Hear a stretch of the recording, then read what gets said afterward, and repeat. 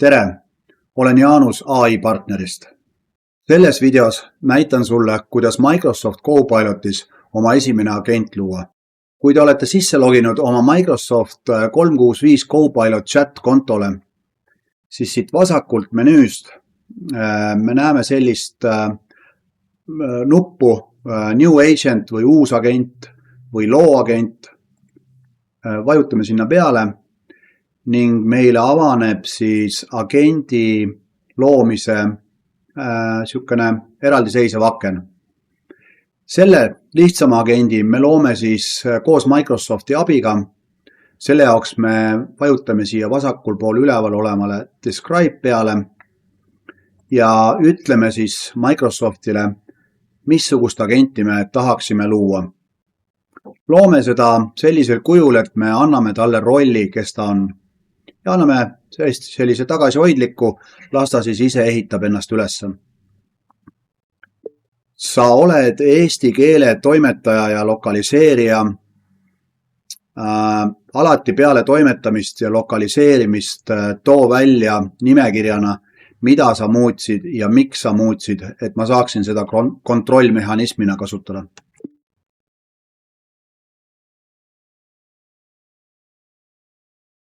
Nii. Paneme siis teele. Copilot natukene mõtleb ja hakkab meile siis seda konfiguratsiooni poolt täitma vastavalt siis sellest, millist agenti me luua tahame. Vastas ka, et sinu agent on nüüd määratletud kui eesti keele toimetaja ja lokaliseerija. Mida ta teha oskab, mis on lisatud eesmärk, täpsustatud sammud ja selged näited muudatustele ja ka põhjendused. Vaatame, mis ta siia konfiguratsiooni poole peale lõi. Andis talle siis nime.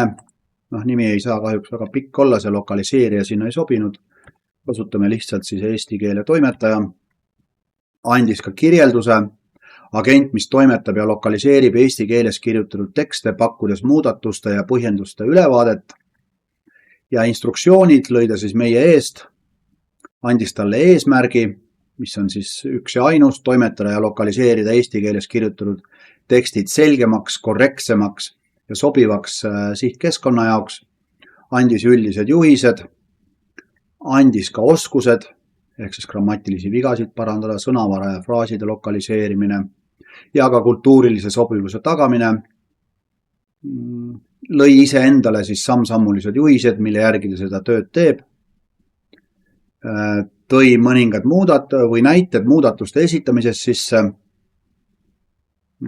Tagasiside iteratsioon.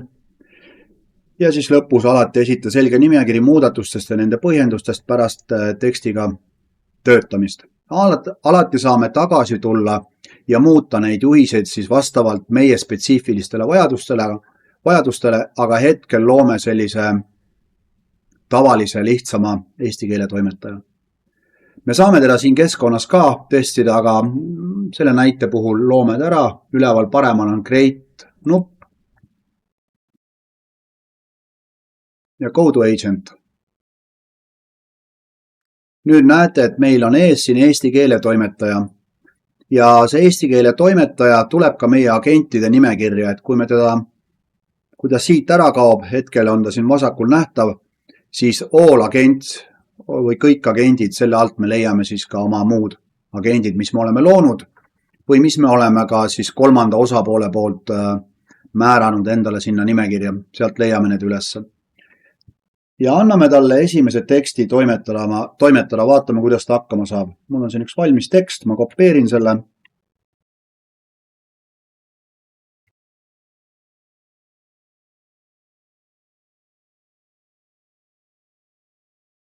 Võtab siis minu teksti, mõtleb natukene.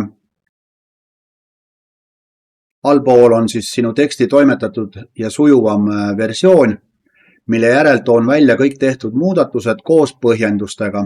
Need muudatused ja põhjendused on selle jaoks, et ma vähemalt alguses saaksin kontrollida, et see, mida ta muudab, et ta põhjendaks ka ja sihukese kiire pilgu heite, et kas ta tegi midagi valesti või ta teeb täpselt seda, mida ma tahan, et ta teeks. MS365 agent muutis Microsoft 365 agendiks, terminoloogia täpsustamine ja selguse parandamine ja olen nõus, on nagu nutikas assistent, sõnastus muudetud konkreetsemaks ja kindlamaks, olen nõus, igavaid töid, rutiinseid ja aeganõudvaid ülesandeid, stiil muudetud neutraalsemaks ja sobivamaks selgitavasse teksti. Kõiki neid muudatusi me praegu siin analüüsima ei hakka, see siis jääb teile endale hilisemaks tegevuseks, sest et neid iteratsioone, neid uuendusi kindlasti ajapikku tuleb selle agendi juhistes teha. Teeme talle siis ühe teise testi. Laeme talle üles ühe dokumendi ja vaatame, kas ta hakkab seda kohe toimetama ja lokaliseerima. Ma kõrvalt aknast venitan talle siia sisse ühe dokumendi, mis on Notebook LM-i kohta. Saadan siis selle dokumendi ära. Kui te loote sellise toimetaja, kes peab toimetama teksti just dokumendi asukohast, siis mõnikord ta ei hakka seda automaatselt tegema, et selle jaoks tuleb minna ja tema juhistesse kirjutada, et iga kord, kui kasutaja laeb sulle üles dokumendi, pead sa tööle hakkama. Nii, toimetatud tekst on siin. Mis ta siis muutis? Google'il oli 3 O-d, parandas selle ära. Mul on meelega lastud kirjavead sisse teha, eks ole, nagu te näete siin, siis ta korrigeeris ka selle ära. Tee mulle kokkuvõtte. Funktsioon on C-d kasutanud, eesti keeles on K-täht. Lause ehituse sujuvamaks muutmine mitmes kohas, parandatud loetavust ja loomulikku eesti keelt, näiteks pikad või kohmakad laused. Nüüd, kui te iga kord tahaksite teada, mis see pikk ja kohmakas lause oli ja mis ta eelnevalt oli ja milleks ta selle muutis, siis seda me peame tema instruktsioonides täpsustama. Aga niisugune kiire pilgu peale viskamisega saame aru, et ta teeb seda, mida vaja. Ja seda assistenti või seda agenti, siis nagu Microsoft seda nimetab, saame muuta ja täiustada sellisel kujul, et me tuleme siia agendi nime peale, siin on 3 täppi, vajutame edit, tuleb meil siis see assistendi või agendi vaade uuesti lahti ja nendesse instruktsioonidesse saame siis vajadusel rohkem sisendit anda või ka midagi ära kustutada. Ja sellisena see agent meil töötab. Tänan vaatamast ja loodan, et leidsid sellest videost ideid, kuidas tehisintellekti oma töös rakendada. Iga ettevõte saab tehisintellektist kasu.